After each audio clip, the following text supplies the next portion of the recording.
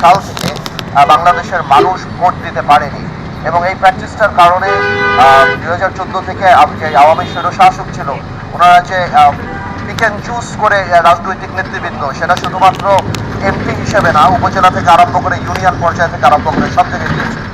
তো সেই প্র্যাকটিসটাই যাতে না থাকে, এখনো যে মানুষের একটা আকাঙ্ক্ষা যে নির্বাচিত জনপ্রতিনিধিদের মাধ্যমে তাদের প্রবলেম সলভ হবে, তাদের যত সমস্যা আছে তার সমাধান হবে, সেটা আমরা উপলব্ধি করি এবং বাংলাদেশের মানুষ তাকিয়ে আছে একটা নির্বাচনের জন্য। এবং আমরা এটা বিশ্বাস করি যে এই সরকার আমাদের সরকার, এই সরকার আমাদের আন্দোলনের সরকার, এই সরকার ছাত্র জনতার আন্দোলনের সরকার।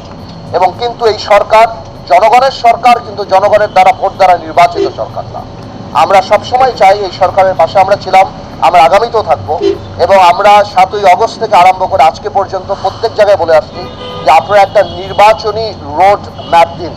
নির্বাচন অত্যন্ত গুরুত্বপূর্ণ। নির্বাচন ছাড়া আপনারা যে সংস্কারের কথা বলছেন, সংস্কার একটা চলমান প্রক্রিয়া, আমরা সংস্কারের পক্ষে। তবে এটাও বাস্তব যে সংস্কার আপনারা করেন, কিন্তু বড় সংস্কার করতে হলে জনগণের ম্যান্ডেট ছাড়া সেই সংস্কার যদি হয়, তাহলে সেই সংস্কার খুব কঠিন হবে না, খুব শক্তভাবে থাকবে না।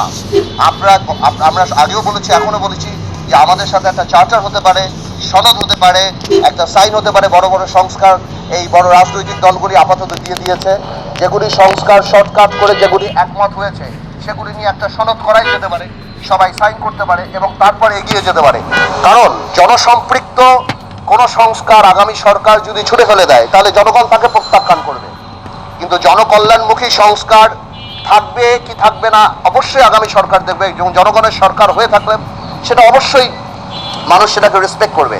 কিন্তু সংস্কারের নাম বলে নির্বাচনকে যদি পেছানো যায়, এবং একটা সরকার, একটা দায়িত্বশীল সরকার যখন বলে ডিসেম্বর থেকে জুনের মধ্যে নির্বাচন হবে, এই ধরনের আনসার্টেনিটি থেকে দেশকে কোনোদিনও একটা সরকার ঠেলে দিতে পারে না।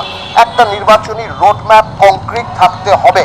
দেখুন, আমরা এই সরকারকে আনার জন্য জেলে গিয়েছি, জুলুম সহ্য করেছি, নির্বাচন বয়কট করেছি, রাজপথে সব জায়গায় আমরা ছিলাম। আমরা কোনোভাবেও চাই না এই সরকার ফেল করুক। আমরা চাই জনগণের ইচ্ছা প্রতিফলিত হোক। এই সরকার সংস্কার করুক, যেটার পাঠ আমরা। কিন্তু এমন কোনো সংস্কারের জন্য যেন কালক্ষেপণ না হয়, যাতে করে এই দেশের মানুষ চিন্তা করা আরম্ভ করে যে আমরা কি আবার নির্বাচন কবে হবে, আদৌ হবে কিনা, এই ধরনের প্রশ্ন আসে। তো আপাতত আমরা সেই আলাপই করেছি এবং আমরা ধন্যবাদ জানাই, বিএনপিও আমাদের সাথে একমত হয়েছে এবং আমি সহ অন্যান্য রাজনৈতিক দলে আমাদের সাথে একমত হয়েছে। এখন ওভার টু আমির খসরু সাহেব, উনি বলবেন। উনি